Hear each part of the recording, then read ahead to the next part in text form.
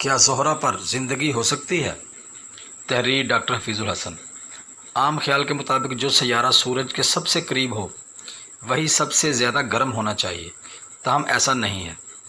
نظام شمسی کا سب سے گرم سیارہ عطارد نہیں جو کہ سورج کے قریب ہے، بلکہ یہ اعزاز نظام شمسی کے سورج سے قریب دوسرے سیارے زہرہ یعنی وینس کو جاتا ہے۔ عطارد پر دن کا وقت اوسطاً درجہ حرارت 430 ڈگری سینٹی گریڈ تک چلا جاتا ہے، جبکہ اس کے مقابلے میں زہرہ پر دن کے وقت درجہ حرارت 460 ڈگری تک جانا معمول کی بات ہے۔ مگر ایسا کیوں ہے؟ یہ جاننے کے لیے ہم پہلے یہ جانتے ہیں کہ زمین پر درجہ حرارت معتدل کیوں کر ہے کہ اس سیارے پر زندگی پنپتی ہے۔ سورج کی روشنی جب زمین پر پڑتی ہے تو یہ زمین کی فضا اور زمین کی سطح میں جذب ہوتی ہے۔ جیسے جیسے دن گزرتا ہے سورج ڈھلنے لگتا ہے، زمین میں جذب ہوئی توانائی حرارت کی صورت دوبارہ خارج ہوتی ہے۔ حرارت کی صورت یہ توانائی جب زمین کی فضا سے گزرتی ہے تو فضا میں موجود کاربن ڈائی آکسائڈ، پانی کے بخارات اور دیگر گیسیں جنہیں ہم مجموعی طور پر گرین ہاؤس گیسز کہتے ہیں، اس حرارت کے کچھ حصے کو جذب کرتی ہیں۔ یوں زمین پر درجہ حرارت رات کے وقت نہایت سرد ہونے کی بجائے معتدل رہتا ہے۔ اگر زمین کی فضا میں گرین ہاؤسز گیسیں نہ ہوتیں تو رات کے وقت زمین پر درجہ حرارت -190 ڈگری سینٹی گریڈ تک چلا جاتا، اور اگر زمین کی فضا گرین ہاؤسز گیسیں نہ ہوتی تو یہاں دن کا درجہ حرارت بھی منفی میں ہی رہتا۔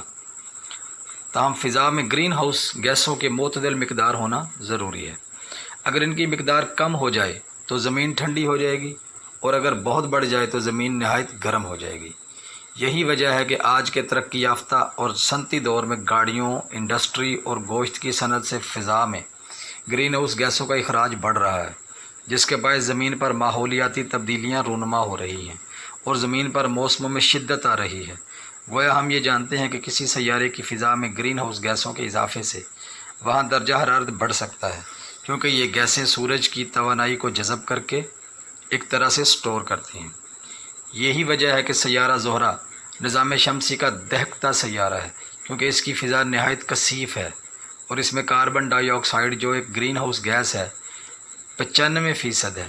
تقابل میں زمین کی فضا میں کاربن ڈائی آکسائڈ اور دیگر گرین ہاؤس گیسیں پانی کے بخارات کو چھوڑ کر تناسب 0.04% ہے۔ تاہم یہ مقدار زمین پر درجہ حرارت کی تبدیلی کے لحاظ سے بے حد معنی رکھتی ہے۔ اس سے اندازہ لگائیے، زہرہ جہاں کی فضا میں 95% کاربن ڈائی آکسائڈ ہے، وہاں دن کے وقت درجہ حرارت 460 ڈگری تک چلے جانا کوئی چھنبے کی بات نہیں۔ اس کے علاوہ ایک اور وجہ جس سے زہرہ جہنم ہے وہ ہے کہ اس سیارے کی اپنی محور پر سست روی سے گردش۔ زمین اپنے محور پر قریب 24 گھنٹے میں گھومتی ہے، جس کے باعث زمین پر سورج کی روشنی کا دورانیہ قطبین کے علاقوں کو چھوڑ کر سال بہ سال اوسطاً تقریباً 12 گھنٹے کا ہوتا ہے۔ تاہم زہرہ اپنے محور پر 223 زمینی دنوں میں ایک چکر مکمل کرتا ہے، جس کے باعث زہرہ کی ایک سائڈ پر 121.5 دن سورج کی روشنی پڑتی ہے۔ یہ تمام عوامل زہرہ کو جہنم بناتے ہیں، مگر کیا اس جہنم جیسے سیارے پر زندگی ممکن ہے؟ 2020 میں امریکہ کے ریاستی جزیرے ہوائی پر نصب ریڈیو ٹیلیسکوپ سے سیارہ زہرہ کی فضا کا بغور مشاہدہ کیا گیا اور اس سے حاصل ہونے والی ڈیٹا کو جانچا گیا۔ ڈیٹا جانچنے والی ٹیم برطانیہ کی ویلز یونیورسٹی کے کچھ سائنسدان تھے۔ اس ڈیٹا سے سائنسدان اس نتیجے پر پہنچے کہ زہرہ کی فضا کے بادلوں میں ایک خاص گیس موجود ہے جسے فاسفین کہتے ہیں۔ فاسفین ایک فاسفورس اور 3 ہائیڈروجن کے ایٹموں کے ملاپ سے بنتی ہے۔ مگر اس گیس میں کیا خاص بات ہے؟ زمین پر یہ گیس وہ مائکروب پیدا کرتے ہیں جو ایسی جگہوں پر ہوں جہاں آکسیجن نہایت کم ہو۔ گو فاسفین گیس قدرتی طور پر بھی پیدا ہو سکتی ہے، جس میں فاسفورس سے بھری چٹانیں پانی اور تیزابی ماحول میں کھلیں، تاہم اس کے امکانات زہرہ جیسے سیارے پر کم ہیں۔ جب سائنسدانوں نے اس ڈیٹا سے یہ نتیجہ نکالا کہ فاسفین زہرہ کی فضا میں موجود ہے تو دنیا بھر کی سائنس کمیونٹی میں دلچسپی، حیرت اور تشکیک بڑھ گئی۔ یہ غیر متوقع نتیجہ تھا، اس پر مزید ڈیٹا درکار تھا اور اسے کنفرم کرنا ضروری تھا۔ اس حوالے سے اگلے 3 سالوں میں دنیا بھر کے سائنسدان مختلف طریقوں سے زہرہ کی فضا میں فاسفین کے ہونے یا نہ ہونے کے ثبوت اکٹھے کرتے رہے۔ یہاں یہ بات ذہن نشین کرنے کی ہے کہ زہرہ کی فضا کا زمین سے کیا گیا مشاہدہ اور اس میں ایک خاص گیس کی معمولی مقدار کو تلاش نہایت پیچیدہ عمل ہے اور اس میں غلطی کی گنجائش بہرحال موجود ہے۔ یہی وجہ ہے کہ اس نتیجے کے بعد سائنسدان اسے دوسرے طریقوں سے کنفرم کرنے میں لگ گئے ہیں۔ یہی سائنس کی اصل خوبصورتی ہے۔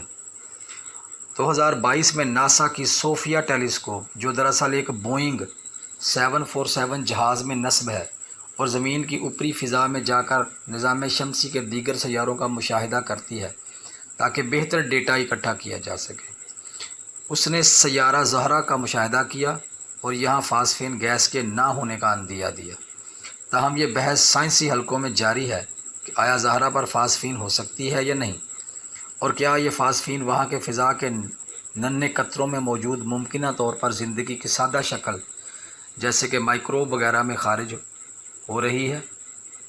اس حوالے سے حتمی طور پر کچھ نہیں کہا جا سکتا تاوقتے کہ زہرہ کی فضا کے مشاہدے کے لیے وہاں مشنز بھیجے جائیں۔ اس حوالے سے اس دہائی کے 3 اہم مشن ہیں جو ہم یہ جواب دے سکتے ہیں کہ آیا زہرہ کی فضا میں زندگی ہے یا نہیں۔ پہلا، بھارت کا شکریان 1 جو 2024 میں زہرہ کی طرف بھیجا جائے گا۔ اس مشن کا ایک حصہ آربٹر پر مشتمل ہوگا جو زہرہ کے گرد گھومے گا اور اس کی فضا کا تفصیلی جائزہ لے گا۔ مشن کا دوسرا حصہ غبارہ ہوگا جس پر کئی سائنسی آلات نصب ہوں گے۔ یہ غبارہ زہرہ کی فضا میں رہے گا اور اس میں زندگی کی تلاش کرے گا۔ دوسرا اہم مشن ایک پرائیویٹ کمپنی راکٹ لیب کا ہے جو 2025 میں زہرہ کی طرف بھیجا جائے گا، جو اس کی فضا میں جا کر اس کا جائزہ لے گا۔ تیسرا مشن چین کا وائس ہے جو 2026 میں یہاں بھیجا جائے گا، جبکہ چوتھا اہم مشن ناسا کا ڈیونسی جو زہرہ کا مشاہدے کے لیے 2028 میں بھیجا جائے گا۔ ان تمام مشن سے حاصل ہونے والا ڈیٹا ہمیں یہ حتمی طور پر بتا سکے گا کہ زہرہ پر زندگی ہے یا کہ نہیں، اور یوں شاید ہمیں 21ویں صدی کے سب سے اہم سوالوں کے جواب مل سکیں۔ کیا کائنات میں ہم اکیلے ہیں، اور کیا زندگی زمین کے علاوہ بھی کہیں موجود ہے؟ تحریر ڈاکٹر حفیظ الحسن۔